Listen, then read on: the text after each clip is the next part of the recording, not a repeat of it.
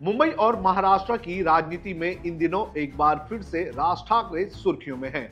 वजह है उनका हिंदी भाषा को लेकर दिया गया तीखा संदेश।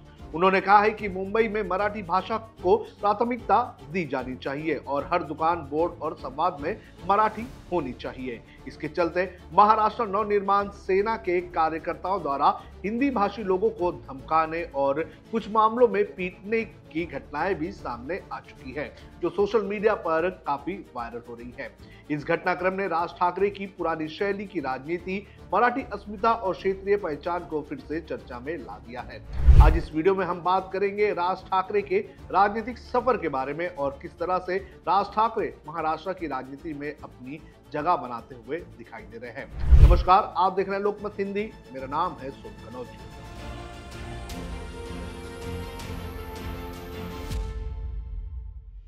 सबसे पहले बात करेंगे उनके प्रारंभिक जीवन और शिक्षा के बारे में। राज ठाकरे का जन्म 14 जून 1968 को मुंबई में ठाकरे परिवार में हुआ था। वे शिवसेना प्रमुख बाल ठाकरे के भाई श्रीकांत ठाकरे के बेटे हैं। बचपन से ही उन्हें कला, संगीत और चित्रकला में रुचि थी।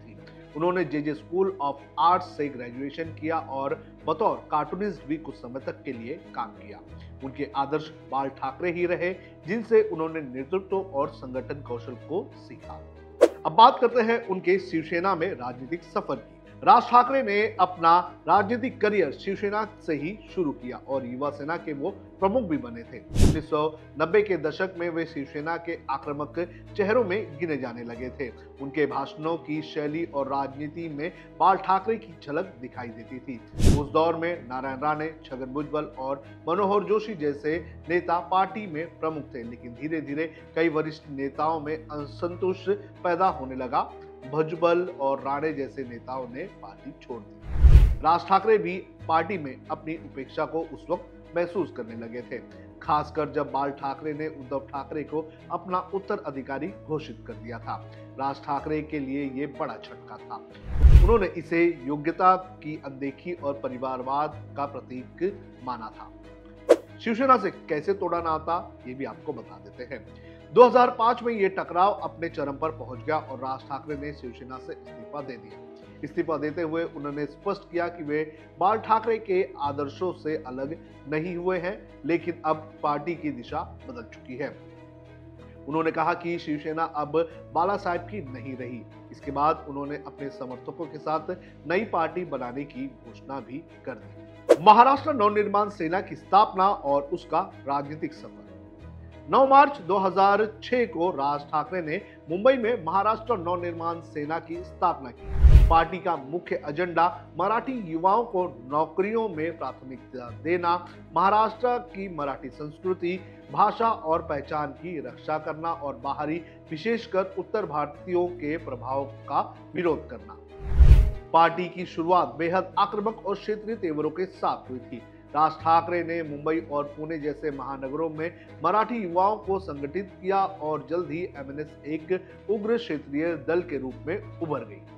2008 में मुंबई, ठाणे और नासिक जैसे शहरों में उत्तर भारतीयों के खिलाफ हिंसक घटनाएं सामने आई। रेलवे भर्ती परीक्षा में उत्तर भारतीय उम्मीदवारों की भारी संख्या को लेकर एमएनएस कार्यकर्ताओं ने उनके ऊपर हमला भी किया था। स्टेशन के बाहर से लेकर हॉस्टल तक छात्रों की पिटाई की गई थी। इस घटना के बाद राज ठाकरे के खिलाफ गैर जमानती धाराओं के तहत केस भी दर्ज हुआ था और उन्हें गिरफ्तार किया गया था। लेकिन उनकी गिरफ्तारी के बाद महाराष्ट्र भर में एमएनएस कार्यकर्ताओं ने सड़क पर उतरकर विरोध प्रदर्शन किया, जिससे उन्हें व्यापक प्रचार मिला। लेकिन बाद में कोर्ट ने इस मामले में उन्हें बरी भी कर दिया। राज ठाकरे की शैली, आक्रामक भाषण, क्षेत्रीय गौरव और मुंबई की मराठी पहचान को लेकर स्पष्ट संदेश ने उन्हें कुछ ही समय में एक लोकप्रिय नेता बना दिया था। 2009 के विधानसभा चुनाव में एमएनएस ने 13 सीटें जीती और 4.5 वोट% शेयर भी हासिल किया। मुंबई, ठाणे और पुणे में पार्टी ने अच्छा प्रदर्शन किया।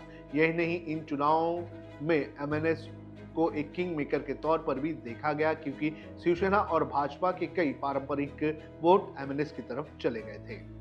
हालांकि 2014 में लोकसभा और विधानसभा चुनाव में पार्टी कोई खास प्रदर्शन नहीं कर सकी।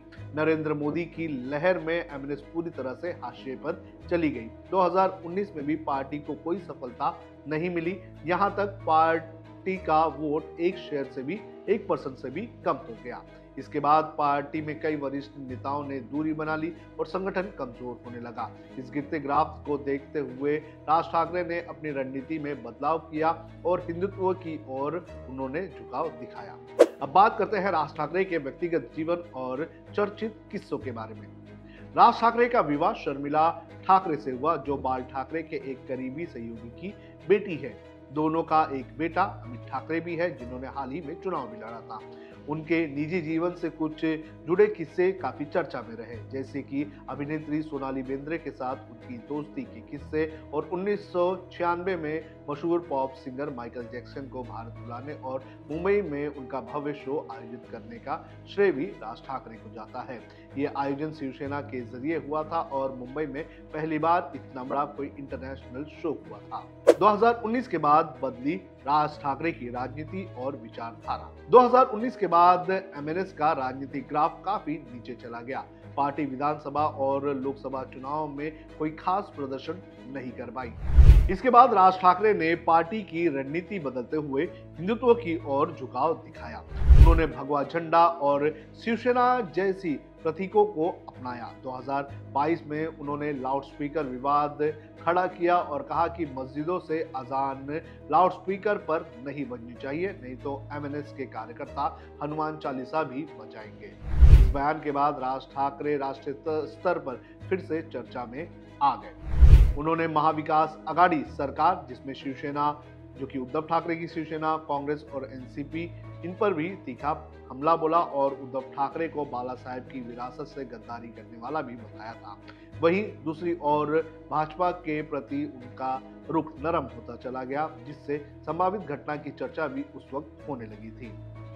अब बात करते हैं राज ठाकरे के मौजूदा विचारधारा और भूमिका के बारे में। राज ठाकरे की विचारधारा अब एक मिश्रण बन चुकी है।